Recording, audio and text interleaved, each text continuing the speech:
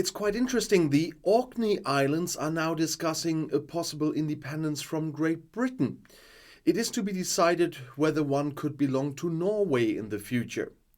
So, on the Scottish Orkney Islands in the North Atlantic, discussions are being held about breaking away from Great Britain. One of several options is to become a self-governing area of Norway. Speaking to BBC Radio Scotland, community leader James Stocken stressed the historically close ties to the Scandinavian country to which the archipelago of 20,000 people once belonged.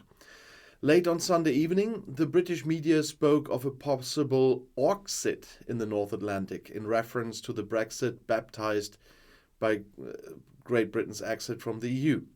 Stocken has requested that other forms of government be considered as well. The goal is greater economic independence, he said. The archipelago north of mainland Scotland feels betrayed by the governments in London and Edinburgh.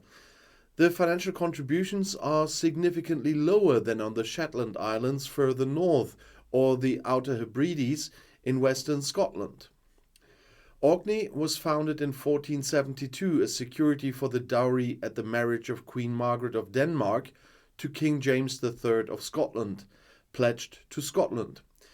On the street in Orkney, people ask me when we are going to give back the dowry, when we are going to be part of Norway again, is what Stocken said. There is a great cultural connection with the Nordic country. Possible forms of government are also a crown estate, such as the islands in the English Channel, which have their own laws and report directly to the British Crown, or an overseas territory such as Gibraltar or the Falkland Islands. The Municipal Council is scheduled to discuss the motion today, which does not specify a concrete solution. We will examine the practical implications and then evaluate the results, is what Stocken said. We want to find the best position for future generations and our place in the world, are his words. At the same time, he warned that it would take a lot of human resources to examine the different options and to consult the public. The Council will decide whether to support this motion, and then they will take their time because they don't want to be emotional about it, he says. As recently as 2017, the Orkney Islands Council called for a stronger voice in a vote, but did not advocate full independence from Britain. So, Orkney may want out of the UK. Others want to go back in. No, not in the UK, but in the EU. Only every third Briton still believes that Brexit was the right decision, and this is also due to the many negative consequences of leaving the EU. But returning to Europe is not that easy. 7 years after the close referendum on Brexit, more and more Britons are asking themselves whether leaving the EU was the right decision, and that could be a case in Orkney as well. According to the latest surveys by the YouGov Institute, only 1 in 3 people in the country now believe that. 12% are undecided, but 55% think the decision was wrong in retrospect. And while 4 in 10 Brits think the status quo is something to be reckoned with, 6 in 10 say they would vote to return to the EU if given the chance. The negative consequences of the kinda hard Brexit enforced by Boris Johnson have brought about a noticeable change in mood in the United Kingdom. And that's no wonder. Instead of thriving trade and growing prosperity, there are export slums, company bankruptcies, a plethora of new bureaucracy and customs duties. The National Health Service, which was supposed to be renovated after leaving the EU, is in worse shape than ever. The dream of a new global role alongside the USA and in triumphant trade with the rest of the world is gone. And while Brexiteers vowed to sharply reduce the number of immigrants to the UK, that number has now nearly doubled, although they are now non-EU nationals and not EU nationals. Understandable disillusionment has also gripped some of those who were once firmly in the Brexit camp. Especially in central and northern England, in the old Labour areas, many Brexit voters now feel forgotten again and often downright betrayed.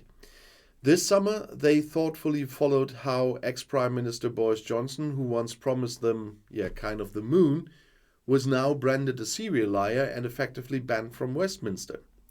Or how a country like Ukraine is now demanding rapid and full integration into the EU. A few years ago, Tory hardliners were still prophesizing that post-Brexit, the EU would probably fall apart because nobody wanted to be part of it anymore. Yeah, they're telling us that for 30 years, by the way. A number of Brits now also regret not having voted in the 2016 referendum. According to YouGov, only 1 in 7 of those abstainers from back then is happy with the UK outside the EU.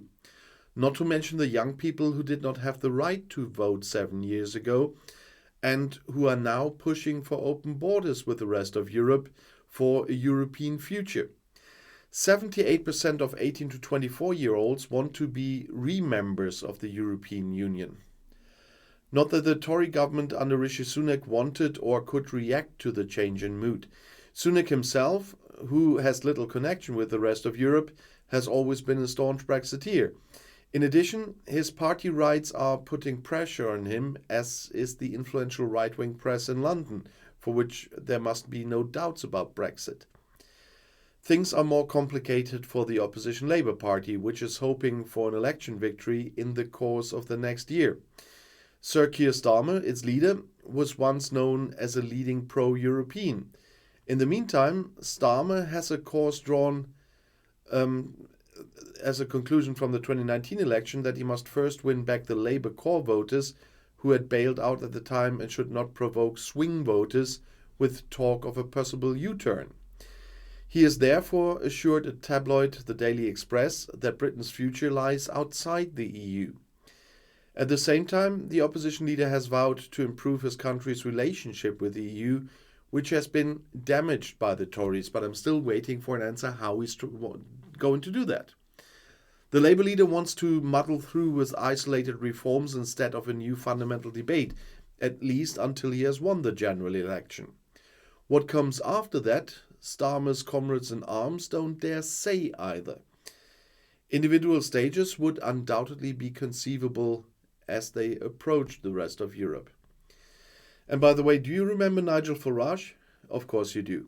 The former security speculator was one of the figureheads of the Brexit movement, which had led Britain out of the Brussels servitude, as they put it, to the splendid freedom of blue passports and empty supermarket shelves. For Farage, this meant that he lost his lavish salary as an MEP, but what sacrifices does some self-proclaimed freedom hero not make, does he? But now Farage is threatened with trouble, as the Times reports, because his bank has announced that it will close all accounts. And the reason for this, as Farage claims, were allegations in the House of Commons that he had received around £550,000 as a fee from the Russian propaganda broadcaster RT.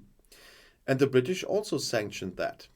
I'm starting to think that maybe it's going to be completely impossible to live in the UK now because of the level of prejudice against me, is what Farage lamented.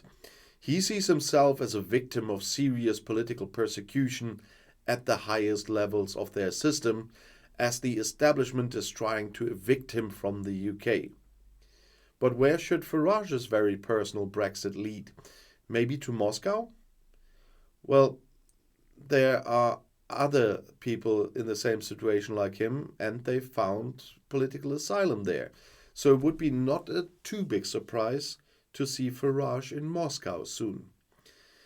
But if you want to know more about Brexit or other UK politics, the next video is right here in the end screen. And thanks again for all the viewers from the first restart live stream on Sunday, by the way. Everybody who missed it, it is in the playlists or on my channel. Yeah, if you go to the channel itself, you should see it as well. And there you can re-watch it if you have missed it on Sunday. And maybe you put it down in your calendar, 6 p.m. CET next Sunday. I'll see you there, or in my next video, I'll be back.